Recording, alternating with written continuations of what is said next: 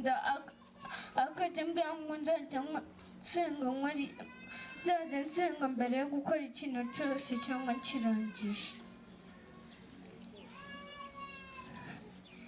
Yarantsengeye ngo mu mupira nzatsinda ibitego byinshi, ngiye kwa gatanu narabitsinze, nako kwa gatandatu.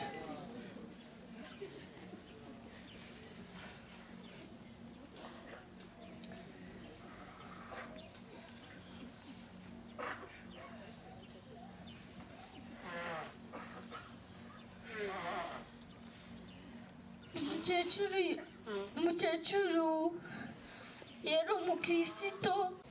Byishimo madamu yabivuze, njye nari nagize umwanya wo kuvuga. Murabona ko igihe cyagiye. Reka ibyo nari buvuge, uyu musore ndamuha akanya gatoya.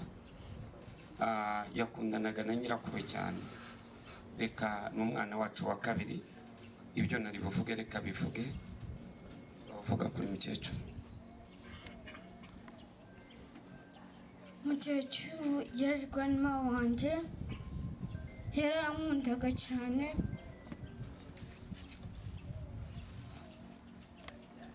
Yaranyitagaho akatwitaho twese, ntabwo yitaga ku bindi bintu atari twebwe.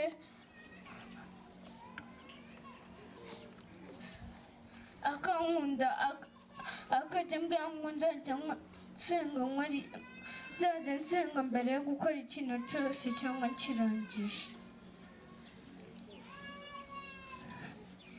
Yarantsengeye ngo mu mupira nzatsinda ibitego byinshi, ngiye kwa gatanu narabitsinze, nako kwa gatandatu.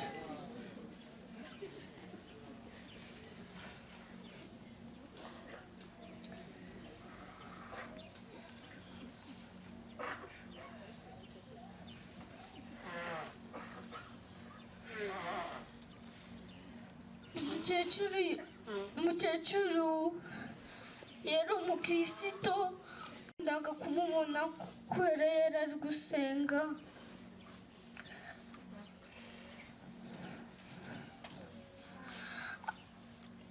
Umukecuru yagiraga urukundo, umutima mwiza.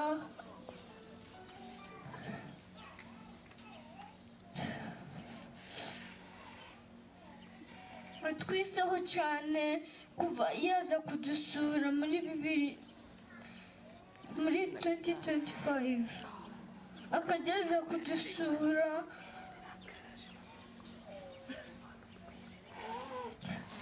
Ariko mbere ku ishuri kwa mbere, mama wanjye yaje kumbwira ngo yapfuye. Numvise meze nabi ko ikintu cyose yangiragaho.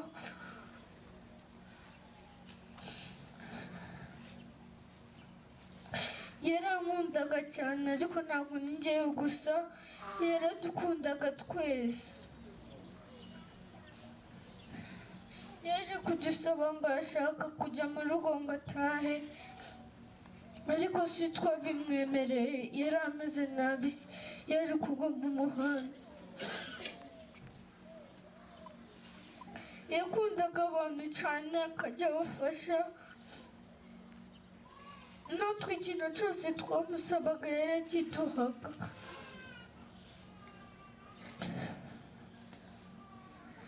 Umukecuru yaje kucelebratinga birthday ya papa wanjye, hanyuma akajya atubwira ngo tujye gusengana.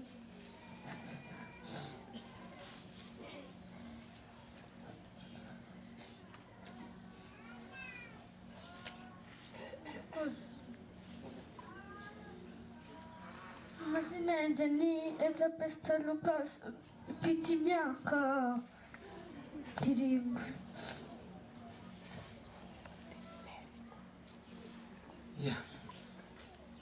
Birakomeye cyane, niwe wasaga n'uyu muhungu wanjye.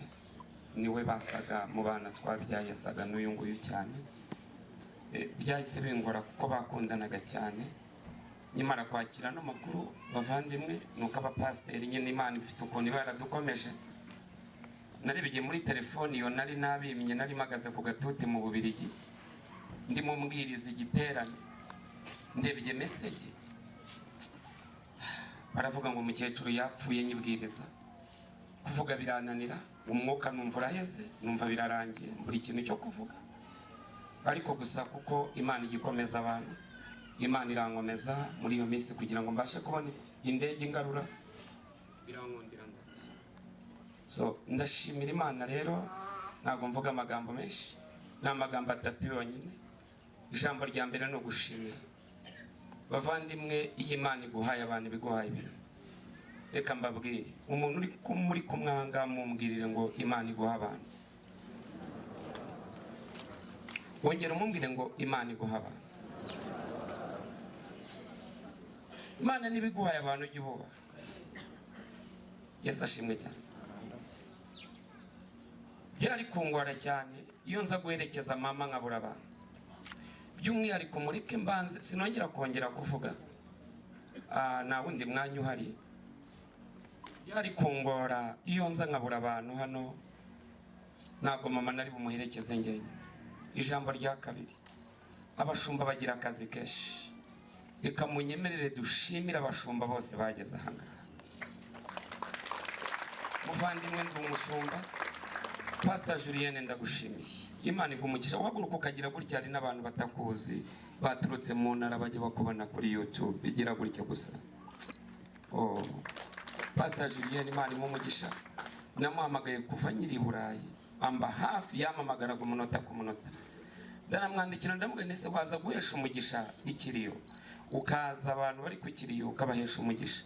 Aho kugira ngo asubize avugana na madamu, ngiye kubona mbona yaje arambwira ngo wowe ntacyo dufite cyo kuvugana, n'ufite umwuka wo kuvuga. Reka mvugane n'abagifite umwuka wo kuvuga kuko byabaye ndi njyenyine. Reka shimire Professor Bishop Masengo, reka nyemerera haguruke n'abatamuzi mushimire. Ariya majoro yose twaravuganaga umunota ku munota, kandi na nimugoroba mwamubonye ko ari ahangaha. Yaraje asanga n'abantu nibaraza, yarafite amateraniro arongera aragaruka. Bashumba ndabashimiye. Yesu ashimwe cyane. Ndashimira Bishop Olive, wakoze cyane kuza. Ndashimira umushumba wayoboye mukecuru, umushumba wo muri ADPR ndetse na timu yose bagendanye. Ndagushimiye, baraza kuza kukubona, yamubaye hafi aramukurikirana. Twaravuganaga tuvugana ukuntu urugendo ruzagenda, n'ukuri yabikurikiranye neza. Imana igumugisha. Ndongera gushimira umushumba Karangwa, namuhamagaye mutunguye, ni yaranabizi, twari turi kumwe mu Bubiligi, atera intambwe itaza, ariko ageze hano arambwira ngo nubwo afite ikindi kiriyo ndaza. Ndagushimiye ko waduherekeje mu rusengero na n'uyu munsi ukabukira. Ndashimira umushumba wamubateje, Reverend Rwibasira, haguruka. Uyu mugabo Yesu ashimwe cyane. Uyu mugabo ni wabatije mama mu mazi menshi. Kabiri, nimikwa mba Reverend Pasteur, nanjye niwe wanyimitse, akorana na Bishop Rugamba. Uriya ni umugabo w'ifura cyane, n'ukuri ndamushimira ubwitange yagize, Uwiteka mu mugisha. Ndashimira Pastor Dominic, Uwiteka bw'umugisha. By'umwihariko ndashimira abashumba mwese mwakandagiye aha, ndashimira abakristo muri rusange, ndashimira abaririmbyi muri bya bitaramo byose. Ni munyemerere shimire komite nyobozi y'itorero n'abakristo muri rusange. Ni muhaguruke mugire muri. Nta kibazo gihari, na protocole nishe, sinababwiye ko ari mu bukwe bwa mama. Ari kibazo, ni mu bukwe bwa mama, ni muhumure, ni mumugore rwose, ni muhaguruke mugire gutya. Aba bantu barakoze, mujye mushimira abantu bakiriho. Imana ibaha umugisha. Aba bantu barasezeranije barambwira ngo tubere umubyeyi, mwarabinyeretse ko muri abana kandi nanjye sinzabatenguha aho nzaba ndi hose. Paulo yandikiye Timoteyo aramubwira ngo nubwo mufite, yandikira Timoteyo wa mbere ibice byabo, yandikira Abakorino ba mbere ibice 4:15, aravuga ngo nubwo mufite ababayobora inzovu muri Kristo Yesu, ariko ntago mufite basobeshe, ngo ninjye wababyaje ubutumwa bwiza muri Kristo Yesu. So rero kwigisha umubyeyi mu mwuka ntacyo bitwaye, kuko kugira ngo ubone bano bantu nicyo bita umuryango. Byari kungora cyane niyo nigumira i Burayi nta kibazo, mama yari buherekezwe gutya, aba bashumba bose bari buze kuko tubanye neza n'inshuti zanjye kandi n'ababyeyi. Rero ndongera gushimira itorero kandi n'ukuri muhabwe umugisha n'Imana. Yesu ashimwe cyane. Ijambo rya kabiri mvuga, amen, ndagira ngo mubwire ijambo rivuga ngo icyo Imana yanditse ku buzima bwawe yaracyanditse. Amen. Icyo Imana yanditse yaracyanditse. Reka ngasubiremo. Icyo Imana yanditse, ntabwo byumvise neza. Icyo Imana yanditse yaracyanditse, nawe uzagihindura uko byamera kose. Ndashimira Imana kuba mama agiye mbyaye gatatu, nagiye gukora ubukwe ari muri koma. Abantu bamukuye yararwariye ku bitaro byo kuri Groupe Butare, yavuye muri koma bahita bamuzana i Kigali. Ageze i Kigali ataha ubukwe, mbwira Imana ngo ubwo abubonye nashaka yitaye.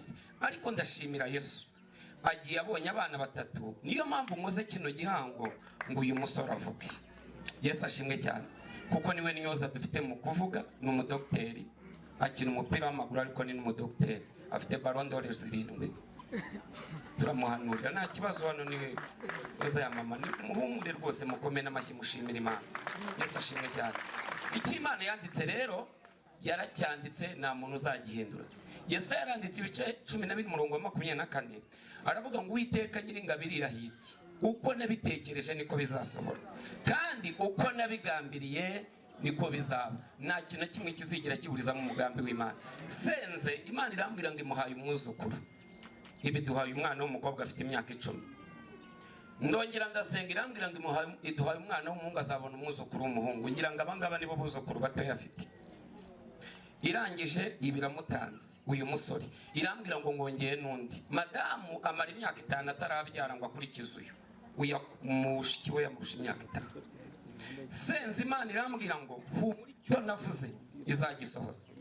Mbona n'umugabo yitwa Bishop Rugamba hano hiryiwe, arambwira ngo madamu afite ikintu mu nda, ariko Imana imbwiye ko negekeraho ndi kikavamo. Asenze kirasohoka. Iryo joro yarayasaba. Amaze gusama tubyara umwana w'umukobwa, mukecuru agiye abonye na wa mwuzukuru wa gatatu nk'uko Imana yabivuze. Rero ku bwanjye ntacyo shinja Imana. Imana yarabikoze, agiye abonye abuzukuru, agiye atubonye, agiye atubona dukorera Imana, kuko Imana yari yaramubwiye ngo wabyaye Dawidi. Bavandimwe munyitege ngiye kuba umuvugabutumwa ukomeye. Haleluya, haleluya, haleluya. Munyitege ngiye kuba umuvugabutumwa ukomeye, ngiye gukorera Imana ku rundi rwego birenze uburyo nayikoreraga. Iyi Imana Bibiliya iravuga ngo akuriraho ibya mbere gukomeza ibya kabiri. Yesu ashimwe cyane. Akuriraho ibya mbere. Reka iri jambo ndivuge, anisete Imana iguha umugisha.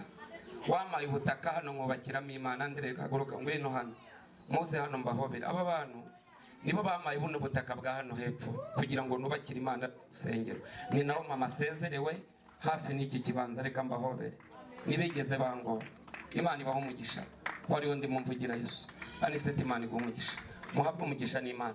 Reka mbaganirize. Yesu ashimwe cyane. Mwari mwarabonye Prophet Ernest wavuze ubutumwa mu bihugu bitandukanye. Mwari mwarabonye Prophet Ernest wabwirije, wahanuriye abantu, wasengeye abantu. Mwabonye abantu batanze ubuhamya bw'abo Imana agiye nkoresha bakazuka ku bitangaza by'Imana byagiye biba. Yesu ashimwe cyane. Amen. Bari bakiri batoya, ariko icyo ushatse kukubwira ni iki? Harageze ngiye gukorera Imana. Hari umugabo umwe aturuka muri Zimbabwe, ni umuprofeti ukomeye cyane, bamwita Yubatinjo. Ni umugabo ukomeye cyane, ni umuprofeti ukomeye ku rundi rwego. Mu minsi ishize yarafite igiterane Dubai. Amen.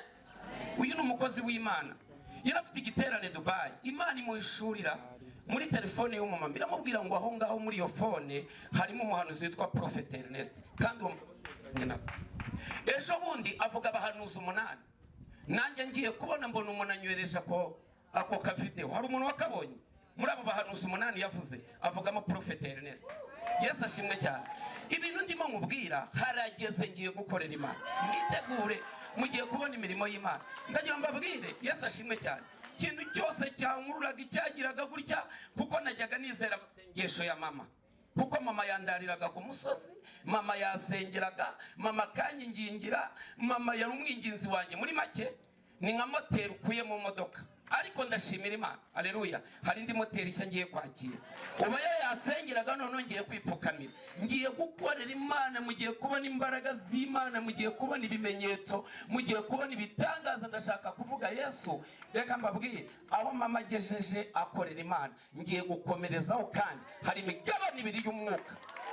Yesu nashimwe cyane, Imana ibahereza umugisha. Icya gatatu ni indirimbo yajyaga asaba, yajyaga akunda kuririmba ubuzima bwe bwose. Yanjyanye mu rusengero muri ADPR ifite imyaka 2, yakundaga kuririmba mfite imyaka 2 nibwo yanjyanyemo. Hari abaririmbyi hano twaririmbanye muri korali yitwa Yakini, turi bato cyane, yitwa Yakini. Mu minsi ishize ADPR iherutse kuntumira ngoze kwigisha nk'ahantu nakoreye umurimo w'Imana.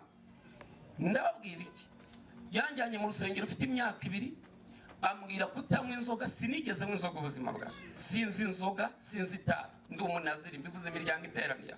Yesu ashimwe cyane.